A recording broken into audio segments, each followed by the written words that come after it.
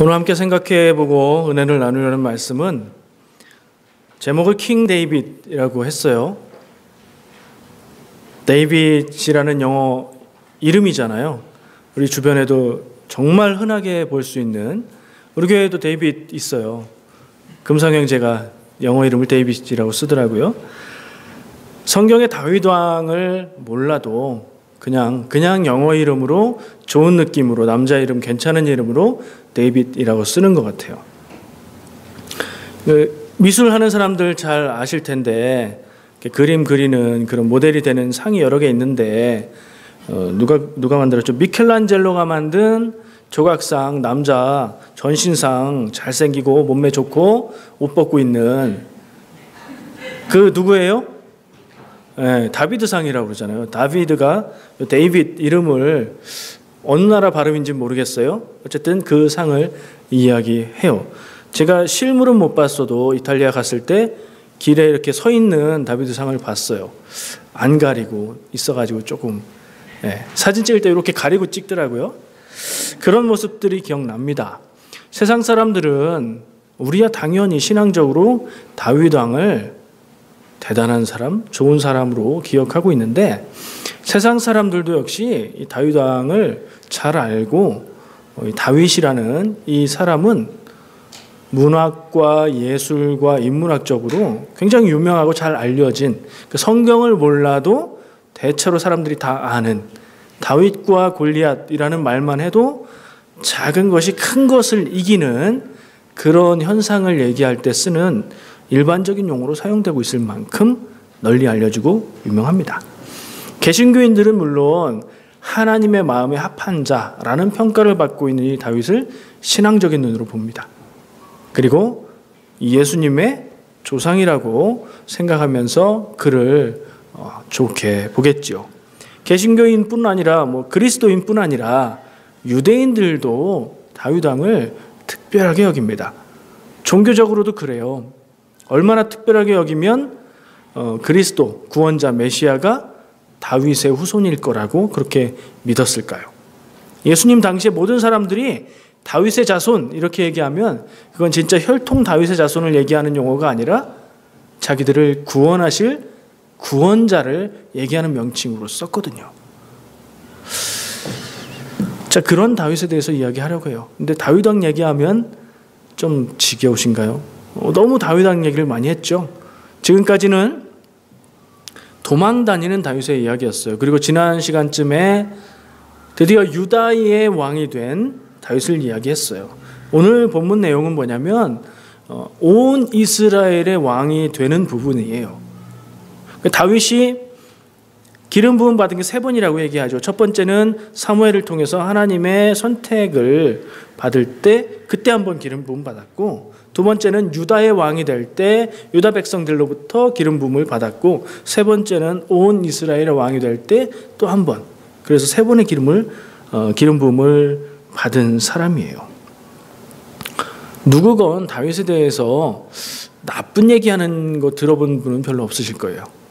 다윗이 나쁘다. 다윗이 잘못했다. 다윗이 좀 부족하다. 이런 얘기 들어보셨어요? 딱 한 군데 있죠. 다윗이 말년에 큰 죄를 지어요. 네. 그래서 말 듣는 거 말고는 별로 없어요. 근데 가만히 생각해 보면 그것조차도 정말 크나큰 추악한 죄를 지었는데 나단 선지자를 통해서 지적을 받았을 때 변명하지 않고 딴소리하지 않고 하나님 앞에서 진심으로 참회하고 용서받은 사람이라는 그런 평가를 받아요. 그러니까 잘못하고 죄 지은 것조차도 칭송의 내용으로 얘기되고 있는 다윗이에요. 저는 이런 사람들을 보면 자꾸 흠집을 내고 싶어요. 완벽한 사람 같아서요. 주변에 그런 사람이 있어 보셨어요? 혹시 본인이 주변에 그런 사람이었다고요? 지내다 보면 이런 사람이 있어요. 되게 예뻐요. 처음 만났는데 되게 예뻐요. 막 반감이 들 정도로 예뻐. 쟤 싫어. 너무 잘생겼어요. 그래서 속으로 이렇게 생각합니다. 성격은 나쁘겠지. 근데 가까이 지내보니까 너무 착해. 착할 뿐 아니라 아주 지혜로워요? 그러면은 그렇지. 머리에 들은 게 없을 거야. 공부도 잘해. 어떻게 해요? 그런 사람 만나면 그런 사람하고 가까이 지내는 게 좋을까요? 멀리하는 게 좋을까요? 모르겠어요. 어떤 마음이 들지 사람마다 다르겠죠. 그래, 그 정도는 돼야 나랑 사귈만 하지. 이런 분도 계실 거고, 야, 내가 비교해 보니까 난 저 사람에 비해서 난 너무 비참하다. 이럴 수도 있겠죠. 사람마다. 그런 비슷한 마음인 것 같아요. 성경의 다윗을 보면서 너무 좋은 얘기만 써 있는 것 같고, 너무 성경의 평가로 하나님의 마음에 합한 사람이라는 간단하지만 정말 극찬을 받은 사람, 그러니까 성경의 인물로는 최고의 극찬을, 찬사를 받은, 칭찬을 받은 사람이라고 저는 보거든요. 내용으로도 뭐 괜찮아요. 다 흠잡을 게 있긴 있지만 별로 없어요. 그의 삶을 앞뒤로 생각해 보면, 근데 왕이 돼서 영광스러울 것이라고 생각하는 그의 삶이 왕이 되기까지는 우리가 고생한 거 알고 있죠. 사울을 피해 다니면서 남의 나라에 가서 의탁하기도 하고 죽을 고비도 넘기면서 이렇게 고생하면서 산 걸 우리가 알아요. 이제 왕이 됐으니까 평안하게 왕좌에서 권력을 가지고 행복하게 살 거라고 생각하겠지만, 다윗이 오늘 말씀에 다윗이 왕위에 있었던 게 몇 년이라고요? 총 40년. 나이 30에 왕이 됐죠. 예수님도 30살에 공생을 시작하셨고 요셉도 30살에 총리가 됐어요. 나이 30이면 뭔가 좀 해야 되는 나이인가 봐요. 여러분들 나이 30 때 뭐 하셨습니까? 어쨌든 다윗은 그렇게 나이 30에 왕이 되었어요. 그리고 40년을 다스렸는데 그 40년의 세월 동안, 왕위에 있는 기간 동안 뭐 했는지 아세요? 평생 전쟁터만 돌아다녔어요. 나라가 아직 연약한 상태였거든요. 그 전임 왕 사울도 역시 평생 전장에서 살았던 사람이지만 다윗도 평생에 했던 일들이 전쟁하는 일이었어요. 주변에 있는 나라들을, 주변에 있는 민족들을 꺾어놔야 이스라엘이 평안할 수 있기 때문에 다 꺾어놓고 조공받고, 그래서 약소국에서 부강한 나라로 발돋움하게 만들어 놓는 일을 평생 했어요. 그러다가 이제 좀 숨 돌릴만 할 때가 돼서 긴장의 끈을 살짝 놓쳐가지고, 그래서 이제 밧세바와 그런 사건들에 연루가 되는 거죠. 다윗을 바라보면서 그런 시기하고 샘나는 마음이 들지만, 흠집을 찾아보자면 없지는 않겠지만 좀 억지스러운 것 같기도 하고, 성경에 다윗을 시기했던 사람이 있죠. 대표적인 선대왕 사울. 어떻게 됐어요? 끝이 안 좋잖아요. 사울처럼 될 것 같아서 다윗의 뒤는 더 이상 안 캐기로 했습니다. 다윗이 성경에 처음 등장하는 내용 기억하시죠? 3가지가 있어요. 그러니까 성경에 처음부터 다윗이 유명했던 사람은 아니에요. 유명한 사람으로 혹은 성경의 무대에 등장하는 사건들이 3개가 있는데, 그 처음이 아까 얘기한 사무엘을 통해서 기름 부음 받는 장면이에요. 기름 부음은 받았는데 사실은 그거로 끝이지 아무것도 없어요. 그 이후에 10여 년 이상의 기간 동안 그의 삶은 고생으로 점철돼요. 하나님이 선택하셔서 왕으로 삼았다고 내가 생각하고 그 사건을 기억할 뿐이지, 내 삶은 고생스러운 삶을 10여 년을 더 살아야 왕이 되는 거예요. 어쨌든 그 사건을 통해서 성경의 무대에 처음 등장하고요. 두 번째는 사울 왕이 악령에게 시달릴 때, 아마 정신질환이나 뭐 그런 모습이었을 것 같은데, 그때의 음악 치료로 그를 돕는 음악 연주가로 궁중에 불려 들어갑니다. 그래서 사울의 마음에 아주 쏙 들어요. 사울의 믿음을 얻어서 사울의 무기 드는 부하로 되기까지 그렇게 잘 돼요. 또 3번째 장면은 바로 그 유명한 골리앗을 해치우는 그 상황이죠. 이 3가지 상황을 통해서 다윗은 성경의 전면에 등장했고요. 이스라엘 백성들에게 영웅이 돼서 유명인이 되었어요. 그리고 그 대가로 사울의 시기를 받아서 10수년 쫓기는 삶을 살아야 했죠. 다윗의 삶을 규정하는 사건을 생각해 보면 제일 처음 등장했던 사건이라고 저는 봐요. 제일 처음 등장했던 사건이 사무엘을 통해서 기름 부음 받은 거라고 했죠. 사무엘이 기름을 부어서 다윗을 하나님이 선택한 사람으로 그런 의식을 행한 거예요. 기름 부음 받았다는 게 어떤 의미죠? 지금 제가 말한 대로 하나님이 선택했다는 뜻이죠. 하나님이 선택한 사람에게 하나님의 사람이 가서 기름을 부음으로 해서 그를 하나님의 선택한 사람으로 나타내는 거예요. 이게 어떤 용어로 고정이 돼요. 예수님을 얘기할 때 예수 뭐라고 하죠? 예수 그리스도. 그 그리스도가 기름 부음 받은 사람이란 뜻이에요. 구세주라는 뜻이죠. 근데 그 말의 원래 의미는 기름 부음 받은 사람. 그 말을 나타내는 구약의 말은 메시아예요. 그 메시아의 히브리어를 뜻을 그리스 말로 바꾸면 그게 크리스토스가 되고요. 그걸 영어로 사용한 게 크라이스트고요. 우리말에서는 그리스도라고 하는 거예요. 다윗이 그런 면에서 보면 사울 치하에서 고생하고 사울 치하에서 하나님 뜻대로 사는 나라가 아닌 이스라엘을 구원하는 구원자의 모습으로 세워진 것을 우리가 다시 생각해 볼 수 있어요. 그런 면에서 이 다윗의 삶은 예수님과 관계가 많이 있습니다. 실제로 예수님의 조상으로 다윗의 후손으로 예수님이 오시기도 하지요. 우리가 성경을 읽으면 여러분들 성경 보고 읽으십니까? 혹시 들으십니까? 성경을 무엇이라고 생각하고 보고 들으십니까? 우리가 책을 볼 때 책을 읽으면서 성경책이 아니더라도 어떤 책을 읽어도 그 책을 읽으면서 원하는 목적이 있죠. 바라는 목적이 있어요. 이 책을 읽어서 이런 부분에 지식을 얻겠다, 재미를 얻겠다, 교훈을 얻겠다, 목적이 있어요. 근데 그 목적은 어떻게 정해지냐? 그 책의 성격에 따라서 달라지죠. 공부하는 책이면 지식을 얻는 것이고 과학책이면 과학 지식을 얻는 것이고 성경책은 읽을 때 목적이 뭘까요? 뭘 알기 위해서 볼까요? 하나님의 뜻을 알기 위해서 보는 거예요. 그게 단 한마디의 답으로 얘기하자면 맞는 답일 거예요. 내가 성경을 읽음을 통해서 성경에 써 있는 다른 사람의 얘기, 아주 오래된 옛날 얘기, 다른 나라의 옛날 사람들의 이야기를 보면서 거기에서 뭘 봐야 된다는 거죠? 하나님의 뜻. 그 사람들의 삶에 역사하셨던 하나님의 뜻을 보려는 게 성경책을 우리가 읽고 보고 공부하는 목적이에요. 성경은 과학책이나 역사책이 아니에요. 성경을 과학이나 역사책으로 보면 이상하게 보여야 되고 혹은 성경이 맞다고 증명하기 위해서 이상한 말들을 주장해야 돼요. 근데 성경은 명확하게 말하면 경전이에요. 종교 서적이에요. 여기에서 하나님의 뜻을 발견하는 게 유일한 목적입니다.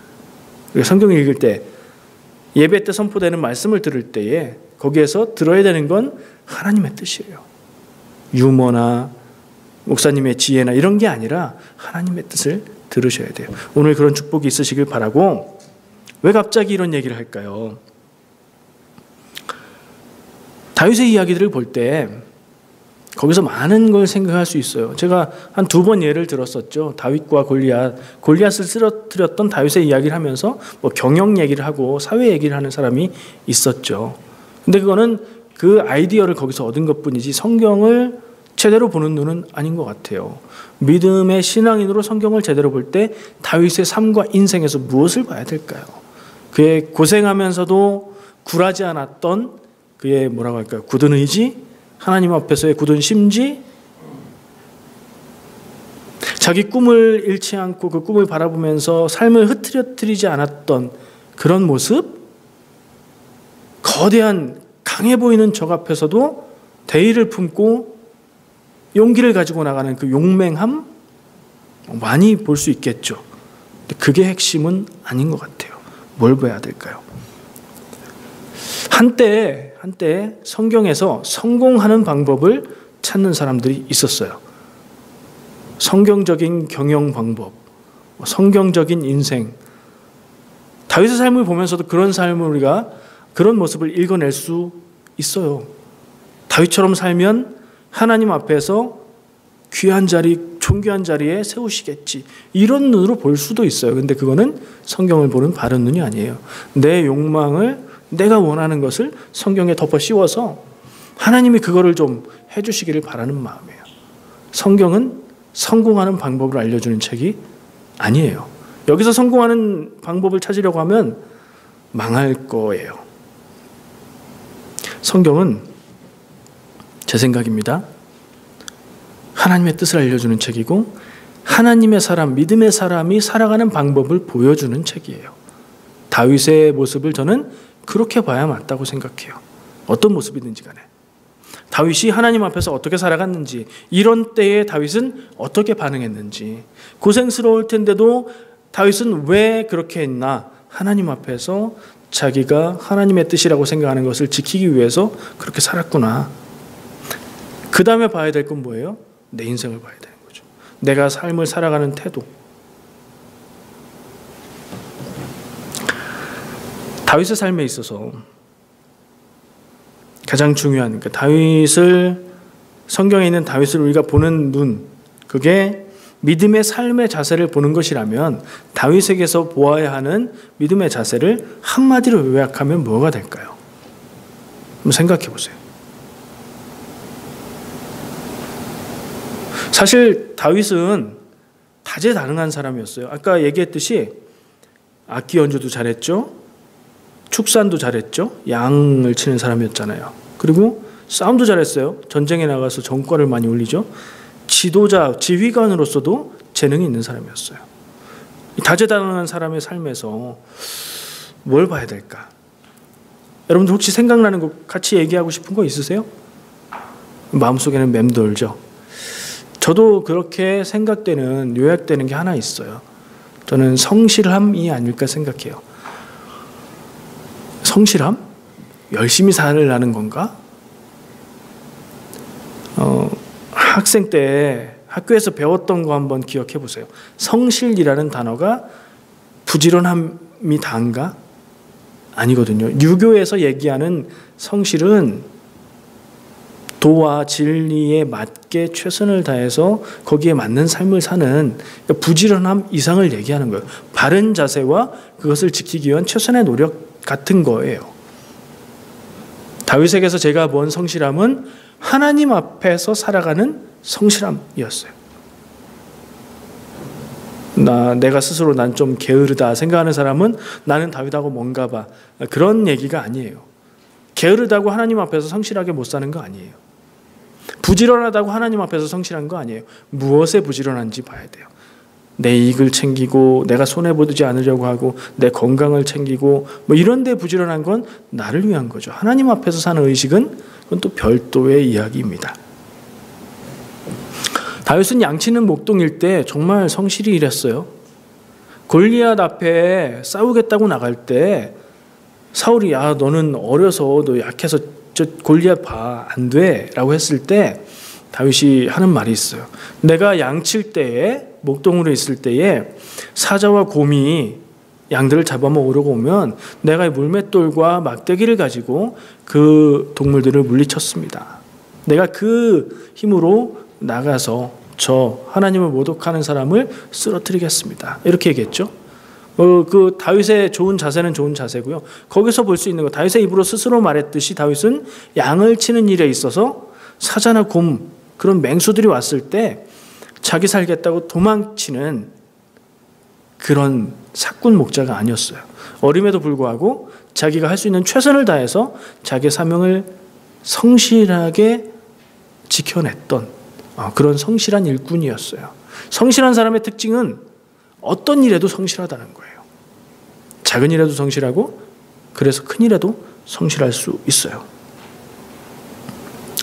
사울에게 시기를 받고 쫓겨다니고 죽음의 위협 앞에 있을 때 그는 하나님 앞에 자기 사울을 대하는 자신의 자세를 정합니다. 하나님이 기름 부어서 세우신 왕을 해치면 안 된다라고 율법에 나와 있는 게 아니에요. 그게 있어서 그걸 지킨 게 아니에요. 다윗 스스로 하나님 앞에 하나님이 기름 부어서 세우신 사람이 그 자리에서 내려오게 하거나 해치거나 하는 것은 안 된다라고 생각하고 그걸 원칙으로 세운 거예요. 자기가 손해볼 것임에도 불구하고 자기가 죽을 수도 있음에도 불구하고 그걸 원칙으로 세우고 지킨 거예요. 그런 성실함을 저는 보는 겁니다. 그런 성실한 자세를 잃지 않았어요. 바꿔 말하면 하나님 앞에서 사는 성실한 자세를 포기하지 않았어요. 흠 잡으려고 말하면 하나도 없는 거 아니에요. 쫓겨다니다가 이스라엘을 벗어나서 이스라엘의 원수였던 블레셋 진영에 투항하죠. 블레셋 왕, 가드 왕 아기스의 부하가 돼서 성을 하나 얻어서 살죠. 그러다가 어떤 일을 겪어요? 이스라엘과 전쟁을 하러 나갈 때 같이 나가서 싸울 뻔하잖아요.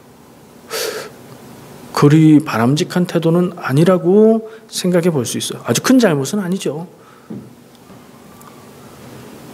하나님의 율법에 왕으로서 결혼을 많이 하고 이방 사람과 결혼하는 걸 금하고 있어요. 다윗은 적어도 8명 정도의 부인을 두고 있는 것으로 성경에 기록이 되어 있습니다. 그것도 흠잡자면 흠거리는 되겠죠. 왕으로서 책무에 나태해지고 성적으로 타락해서 죄를 지어요. 거기다가 그 죄를 덮기 위해서 아주 추악한 살인죄를 짓습니다. 뭐 없지는 않아요, 흠이. 근데 꼼꼼하게 성경을 읽으면서 찾아봐도 많지는 않아요. 한편으로는 그런 이유가 성경을 기록한 시대의 성경의 기록자들이 다윗을 좋게 쓰고 있다 하는 생각을 하게도 만들어요. 삐딱하게 보면요. 그게 또 말이 되는 것이 역사라는 게 언제 기록이 돼요? 고대에는, 옛날에는. 역사책, 유명한 역사책을 언제 써요? 새로운 왕이 딱 올라서면 그 왕이 되기 위해서 있었던 모든 일들을 미화하고 아주 대단한 영웅으로 만들고, 그래서 뭐 하는 거죠? 그 왕조가 정당성이 있는 왕조라는 것을 강조하는 게 사실은 역사책들의, 옛날 역사책들의 역할이었어요. 다윗의 이야기도 많은 부분 그런 데서 자료가 나오지 않았을까 하는 그냥 일반적인 생각을 해보게도 돼요. 그럼에도 불구하고 성경의 입장은 다윗은 하나님의 마음에 합한 사람이었다. 그래서 제가 오늘 이야기하고자 하는 것은 하나님의 마음에 합했던, 하나님의 마음에 딱 맞았던 그 사람의 삶의 태도는 뭐였던가? 나는 하나님의 마음에 맞는 사람일까, 맞지 않는 사람일까? 이걸 얘기하고 싶은 겁니다. 다윗이 특별한 점이 하나 있어요. 많이 있죠. 많이 있는데 제가 보는 특별한 점은 특별하지 않은 게 특별해요. 무슨 얘기냐면 성경에 나오는 많은 사람들이 하나님의 부르심을 따라서, 하나님이 부르신 사명을 따라서 삶을 살죠. 그 가운데에 아주 놀랍고 신비한 일들을 경험하는 사람들이 있어요. 예를 들면 아브라함 같은 경우에 하나님이 직접 아브라함을 불러서 고향 땅을 떠나, 내가 어디 갈지를 알려주겠어, 이렇게 계시를 받아요. 다윗은 뭐 그런 계시 받은 부분이 없어요. 하나님의 선택을 받았다는 기름 부음, 요게 특별하다면 특별하지, 근데 그 현상, 일 자체가 아주 신비롭고 놀라운 일은 아니잖아요. 아브라함은 그렇고, 모세 같은 사람, 모세를 하나님이 부르실 때 어땠죠? 일단 그의 삶의 배경이 특별했어요. 히브리인으로서 이집트의 왕궁에서 왕자처럼 살았고, 또 살인 때문에 거기서 도망하게 됐고, 또 하나님의 부르심은 어땠어요? 나무가 불타는데, 불이 붙어서 타고 있는데 나무가 타서 없어지지 않는 그런 광경을 보고 거기로 갔죠. 거룩한 땅이니 신을 벗으라, 이런 하나님의 말씀을 듣고, 하나님이 그에게 이적을 보여주시는데 지팡이가 뱀이 되게 하고 손을 옷에 넣었다 빼니까 손이 변하게도 하시고, 또 10가지 재앙을 통해서 하나님의 역사를 나타내시고, 정말 특별한 삶이네요. 그렇게 쓰는 사람이 있는 반면 성경에도 그런 거 없이 그냥 일상적인 삶인데 꾸준히 살고 열심히 살고 성실하게 살고 하나님 앞에서 올바른 자세로 살아가서 쓰임받았던 사람들이 있어요. 다윗은 어느 쪽일까요? 특별하지 않아서 특별한 이 다윗은 특별한 일이 없어요. 다윗의 인생에는. 다윗이 겪었던 삶 자체가 사실 특별하긴 하죠. 근데 놀랍고 신비한 그런 체험은 없어요. 우리가 겪었던 일상의 어려움들하고 내용과 뭐 이게 좀 다를 뿐이지, 억울한 일도 많고 힘든 일도 많고 참고 인내할 수밖에 없는 눈물의 인고의 세월도 똑같이 겪었거든요. 우리와 다를 바 없는 일상에서 그는 하나님 앞에서 온전한 자세를 가지고 하나님 앞에서 살아가는 성실함으로 살았다. 그게 제가 다윗의 이야기를 통해서 보는 바예요.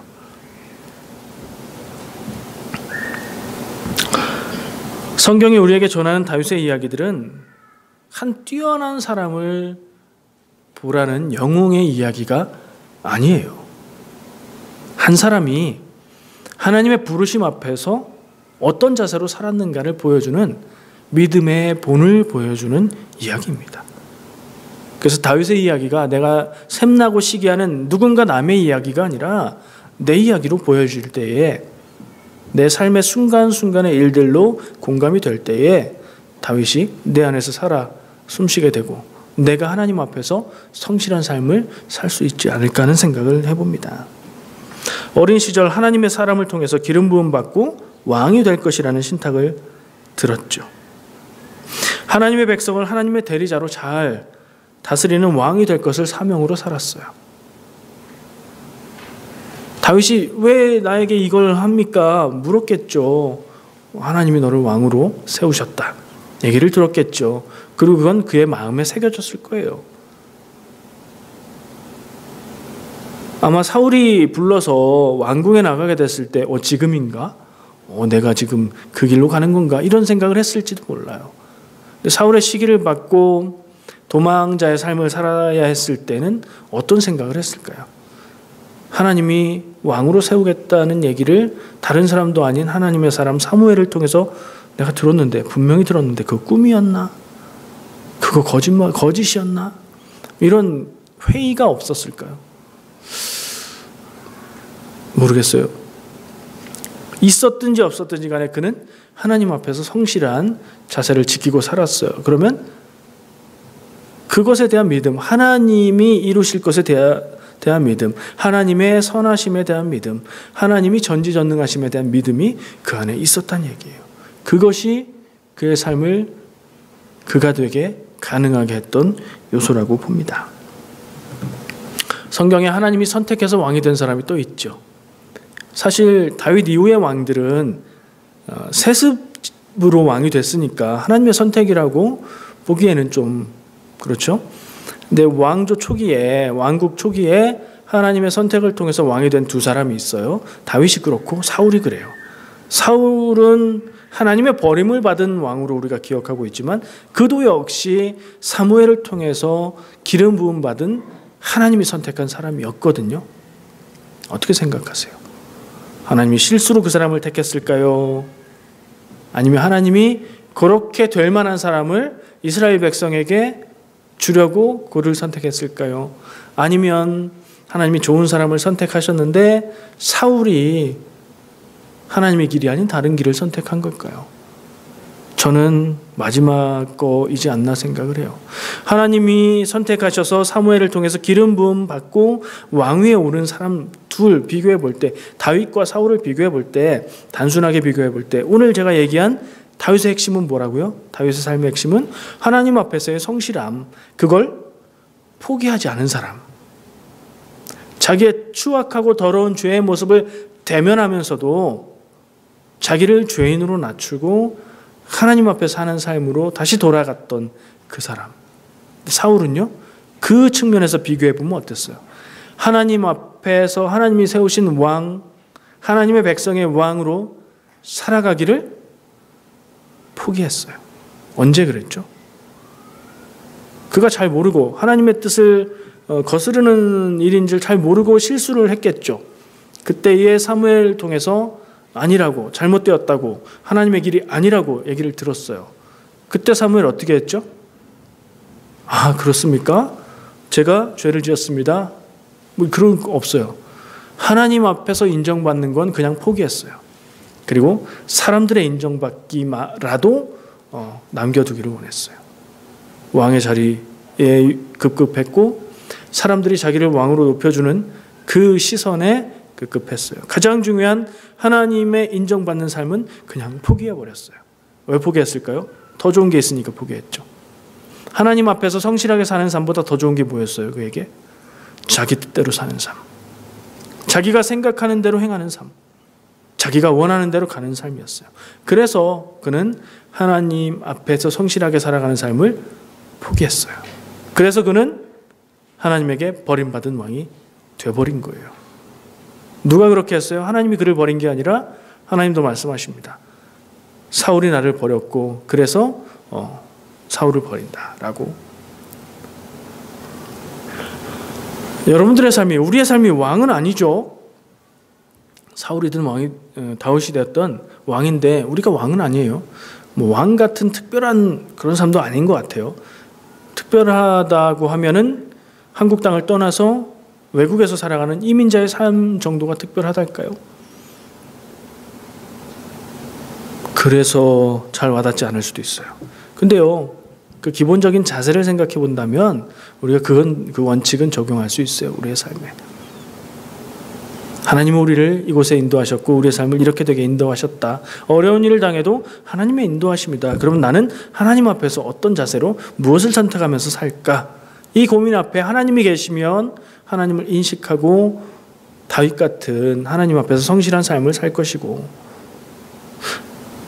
내가 입에는 하나님의 사랑이, 성경 말씀이 있어도 삶의 고민의 자리 앞에서 내 앞에 실제로 하나님이 안 계시면 내가 맞다고 생각하는 길을 선택하겠죠. 사울처럼.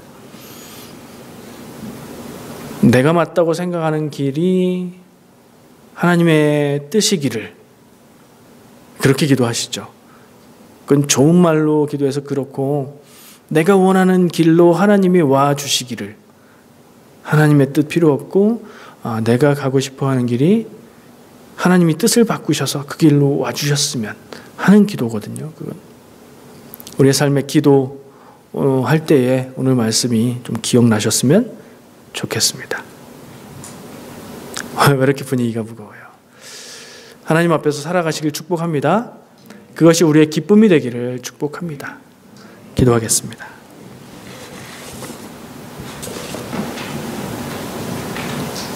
사랑과 은혜의 주님, 우리가 하나님의 은혜를